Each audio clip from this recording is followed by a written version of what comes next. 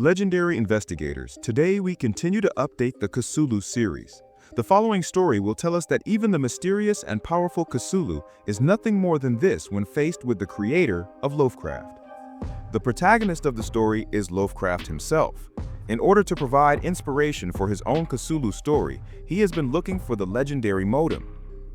On an autumn day in 1932, he learned that the modem appeared in a library in the United States, so he successfully mixed in with the information as an excuse. The bald man warned again and again that he could only go through the information in this room, otherwise he would be driven out. But the teacher did not find that Lovecraft had stolen the key. After the other party left, he immediately used the key to open the door to. They found him below the balcony. The lawyer suggested that he should buy the hotel directly. This place will collapse at any time under the influence of seawater. Before leaving, the lawyer handed a will to Edward. This was written by his uncle. Edward returned to the hotel and opened this letter, which recorded a mysterious secret. Edward's uncle Jerry often went out to sea with his wife and son, but in the last flight, he was silent. When Jerry woke up, he found that the doctor was treating him with antipyretics. He pushed the doctor downstairs to look for his wife, but he saw that he and his son were all lying on the table. Relatives were holding funerals for them. It turned out that in that disaster, only Jerry's humanity survived. Jerry couldn't face this fact. He desperately rushed into the crowd and put the Bible on the table into the furnace. "Let any God takes from me. My only love and progeny is no longer welcome in my home." Jerry drove all his relatives away. Now he just wants to be with his wife and son. But at this time, the door was suddenly pushed open by someone. Jerry wanted to drive him away quickly, but only after the other person walked in did he see clearly. This person actually has a fish head. He put the book on the table, claiming that Jerry could open it when he needed it. The monster disappeared in the rain in a blink of an eye. Jerry uncovers the hole in the book and finds that this is the legendary magic dot. As its hand gradually goes up, the magic dot automatically opens and turns to this page. According to the instruction above, Jerry drew a magic circle in the middle of the hall. When he sprinkled the blood on it, the floor quickly absorbed it. Then the magic circle was gradually lit up. The next second, a tender voice came from behind. Jerry turned around and found his son's glasses suddenly shone with the green light of the saint. Then an octopus came out of his mouth. That night, Jerry was standing on the edge of his balcony. He blamed himself for summoning two monsters and finally chose to jump into the sea to atone for his sins. Although the above content is just a description, but Edward was still shocked by the cold sweat. He ran to the hall and kicked the table with one foot and found that there was really a magic needle under the carpet. Thinking back to his wife, who was just passed away, Edward immediately took out his flashlight and began to look for the inkstone in the house. Unfortunately, he did not find it. That night, Edward lived directly in the hotel. Just half asleep and half awake, he heard a voice coming from the crevice of the floor. "My beloved gods." Edward suddenly woke up from his dream. The first thing that caught his eye was the picture of his aunt. He pulled the frame down hard, and there was a black hole in the back. He put his hand in and locked it. As expected, he found the demon inside. It did not come back to life. Edward was disappointed and went back to bed. But just as he was about to fall asleep, a voice suddenly came out of the door. Edward doesn't dare believe his own eyes. The one who pushed the door in was really his just dead wife. He couldn't help but cry and feel sorry for his own mistake. Just when the two couldn't help but want to sleep, Edward suddenly felt something was wrong. He pushed his wife away and found that the back mirror of the other person was connected with a rough hand. At the same time, Edward was sweating, and he touched the long knife next to the bed and cut it. After his wife screamed in a strange voice, he flew straight into the living room.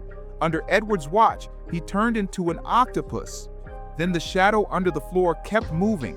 A monster with a full hand rushed out. Edward jumped on the lamp and was about to escape from the roof, but his hand turned into his wife's hand again. He grabbed Edward's ankle tightly, but this time Edward would not be fooled. He broke the glass dome in a circle, and his wife screamed and fell down. After Edward climbed up, he cut off the hanging hook of the hanging lantern and smashed the monster back into the ground. In this way, Edward was lucky to escape. Suddenly, Rolf Kraft stopped the pen in his hand because he found something moving in the pool. The door open and looked inside the house. She found that Dr. Maiden and the female assistant were treating her skin. The red liquid left from the ceiling was her blood. Emily was scared and fainted. When she woke up again, she found herself lying on the bed. The blood on the ceiling was gone. Emily thought she was just having a nightmare. Is that old coot still alive? I'm no good with math, but I would have guessed him at more than 100 by now. I don't think so. The boss didn't say much. Dr. Madden's sweet words moved Emily, and they spent a crazy night. But when Emily was about to leave, the female assistant suddenly appeared behind her. She loves Dr. Madden deeply, but she won't hurt Emily for it, but to tell the truth. Dr. Madden wants to stay pure and needs to keep injecting the spinal fluid extracted from human body. Because she can't leave the room, the female assistant has been helping her find and kill the prey all these years. If Emily wants to be with her, she has to be mentally prepared. Emily can't accept the choice to leave. However, a month later, she still couldn't help but return to the apartment, but found that their new prey was actually the restaurant owner. Emily hurried to stop her, only to find out that the boss was worried about her safety, so he came to the apartment to check. I didn't expect to become the female assistant. They are arresting a pervert killer, Tufu. However, it is different from usual. Today's female police officer seems to be extremely irritable. After constant questioning from her husband, she learned that she was pregnant by accident, so she was very worried about whether she could be a good mother. Her husband comforted her that she should at least take care of her own safety first. As the water steam just fell down, the police car ran into Tufu's car and collided. In a daze, the policewoman saw a man in a purple boot and dragged her husband out of the car. The policewoman called for help, but this is a busy street.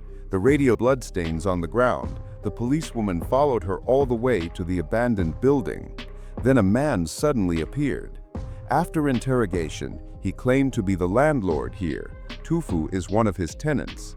Under the threat of the policewoman, the landlord promised to take her to find Tufu. But just halfway, a blind fat woman suddenly appeared and almost shot the policewoman. Don't you worry, Daisy. Call the cops. We've got a fine officer on the case, although she doesn't have a badge. Fine officer indeed. Smells very pretty. The conversation between the two is a little weird, but the policewoman is most concerned about getting her husband out of the car as soon as possible. She came to the landlord's house and simply treated the wound. She was going to continue looking for the butcher, but Daisy said something strange. I bet he didn't tell you the butcher's an alien. Oh, what? Oh yeah, he's been down here since before the dinosaurs, if you can believe it. Aliens, huh? Ready, if you are. The conversation between the two is a little weird, but the policewoman is most concerned about getting her husband out of the car as soon as possible. She came to the landlord's house and simply treated the wound. She was going to continue looking for the butcher, but Daisy said something strange. I bet he didn't tell you. The bushwoman instantly realized that the landlord was the butcher. But just when they were fighting, Daisy suddenly appeared and pushed him into the cave. After climbing up from the ground, the police finally saw that the dead that were killed by the butcher were piled here. At this time, something came from the darkness. The female police shot around, but found that after the bullet pierced the wall, a green slime flowed out, as if this cave was alive. At this time, the voice of her husband came from behind, but the female police officer was terrified after walking in. Her body was hollowed out, followed by a monster flying out of her body. As the last door in the safe opens, the horror continues to spread. The repairman tells Lovecraft that anyone who has seen the magic dot will pay the price of life. But the old man did not know this and tore off the repairman's face directly. This picture cannot be described in words, but it is similar to the shape of a yam's head. At this time, Lovecraft realizes that the repairman is also a monster with a human skin. Soon the door in the safe opens completely. A giant hand reaches out from the dark tunnel and drags the cultivator in.